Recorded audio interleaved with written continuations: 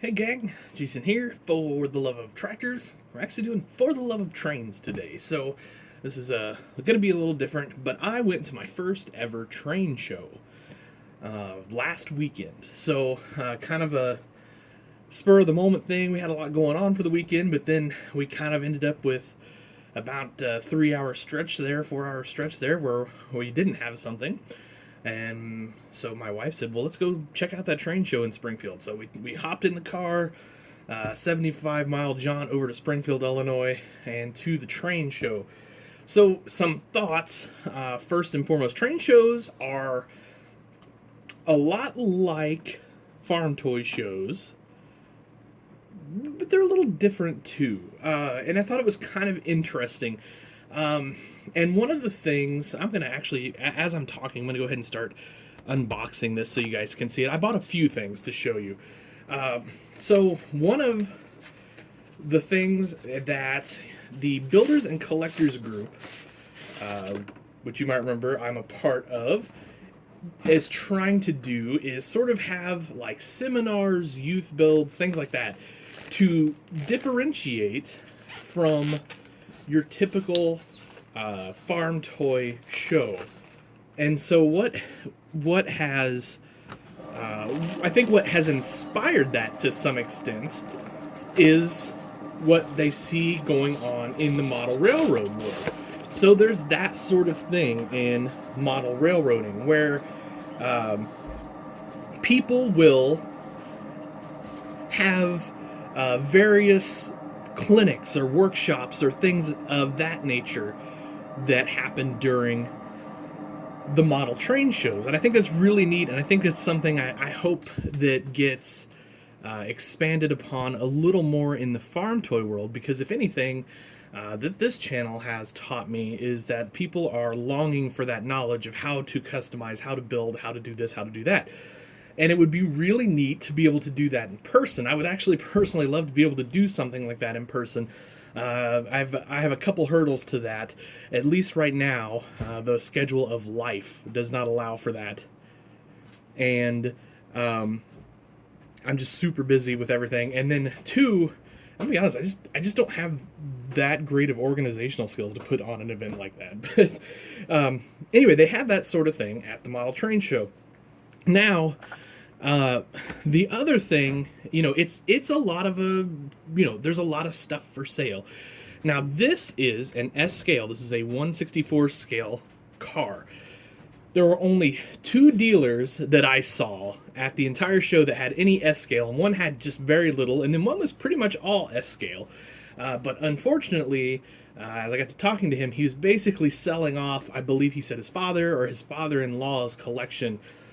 So, S scale, 1/64 scale, not very popular of a scale. I think HO obviously is the big scale in the train world, and then you've got N scale seems to be really coming on strong, and then of course O, which is like the Lionel stuff, or at least that's kind of my understanding. Again, I'm fairly pretty much a rookie at model railroading, and I'll be honest, I don't ever see the day that I have an actual layout, but I did get some cars because I do have a scene in mind for a future display that won't be here in my house. It will be at Dogtown World headquarters at my business, actually. So, but that's a few years down the road. But I had the opportunity to pick up some cool S-scale stuff in the process at this show. And as you can kind of see, the detail on these things are amazing. And that's what really catches my eye, and especially the HO scale, those HO scale guys. So that's 1/87 scale, which when you compare to 64 scale is a little smaller. The 1/87 scale guys sure can pack in an incredible amount of detail into their cars, their trains, their all their scenery, everything. And so for me, as a 1/64 scale modeler, it is really inspirational, and it kind of gives me something to strive for and something to push for to do in the farm toy world. I just things like you can see the catwalk up here and things like that. All these openings that you can put your commodity in there, and then you've got your hoppers at the bottom. Just some really fantastic detail all the way around something like this. Now I've got some others as well, so I'll go ahead and I think I'll move this off to the side for now. So I picked up this 3-pack of these hopper cars. So these will be, you know, kind of what I'm after. There you go, something like that. Kind of like a commodity car or whatever. Anyway, again with the nice detail.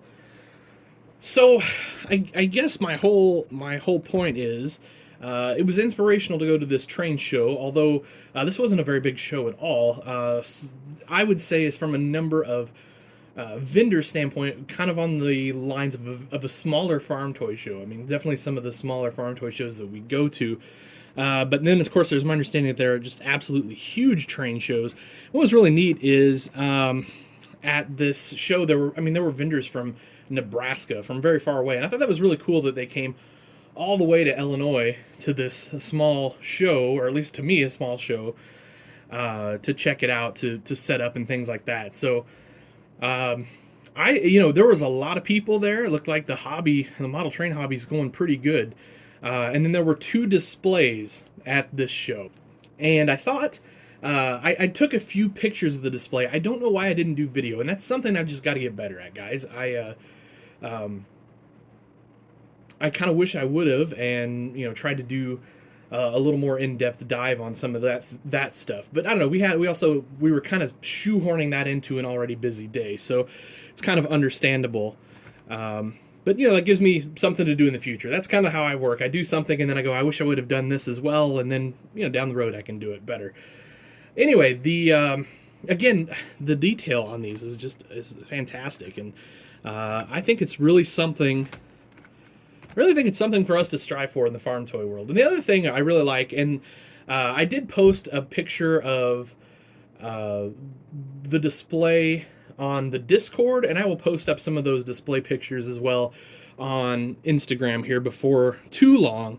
But one of the things that I really like about the model railroad world is, while certainly it's model railroad focused when you're doing a layout, there are other elements of the layout as well. So, not everything is necessarily train focused. So, you'll have a little town, you'll have car lots, or other dealerships or other businesses that maybe don't get served by the railroad but still end up on the display. And I think that's something I would love to incorporate into my 1/64 scale farm displays at some point, because I really do enjoy modeling the display. I mean, as you guys know, and it's a bit messy here, I've got this whole kind of barn waterfall scene over there, camping scene, and it really doesn't, the barn, I guess, has something to do with tractors, but the rest of it really doesn't.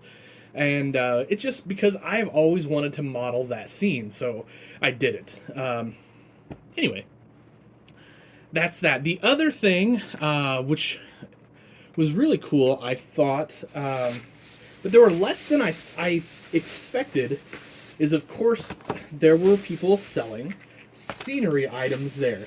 And this is something I've always said, and now this one shocked me.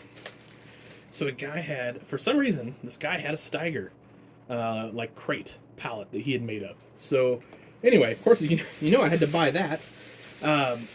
But anyway, they were selling scenery items, and this is something I really thought would be really popular at farm toy shows. Now, of course, if you go to Lafayette or National or Dubuque this year, you'll see guys selling scenery stuff. But for the most part, most shows do not have any scenery stuff for the model farm world, and I've kind of always wondered why. And I'd even at one point looked into becoming a dealer for like Woodland Scenics, but I don't know, I'm gonna be honest, it's just another thing I just don't have time to tackle and to do as well as I need to do. I mean, if you guys know, I'm still working on getting my website back up and running that I really thought I'd have going about 6 months ago, but not.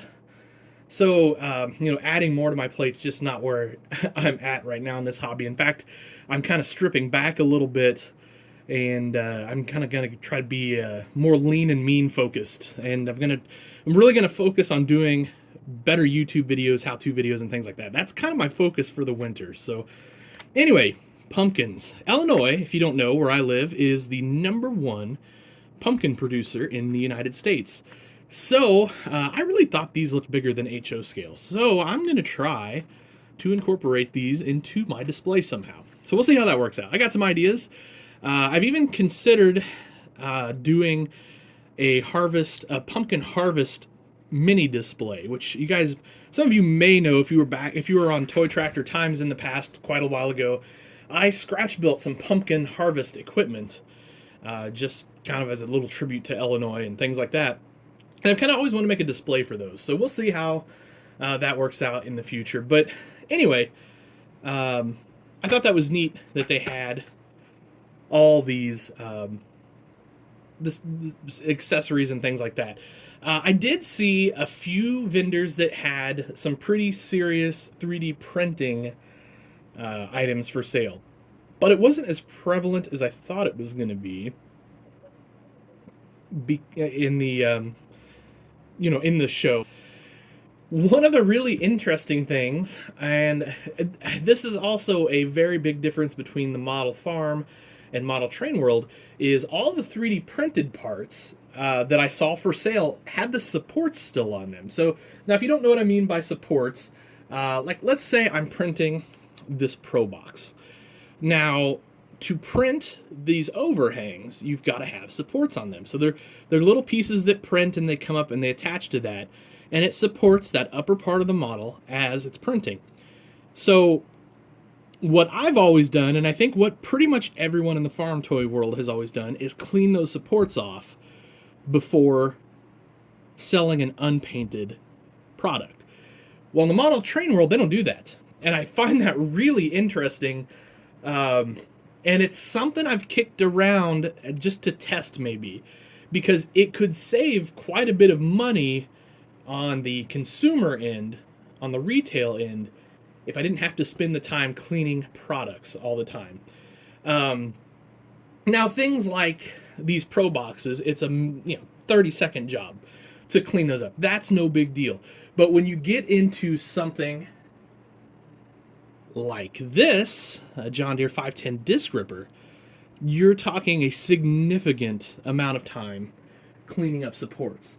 And when I say significant, I mean half hour, 45 minutes sometimes. It's delicate and it's tedious, and it's work that as my eyes get worse and my hands get worse, I do less and less. That's why you see me build a lot less 1/64 scale implements these days, is that exact reason. So it's just something I've kind of kicked around and thought about.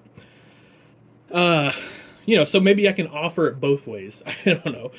But we'll see. That's an experiment for later this winter.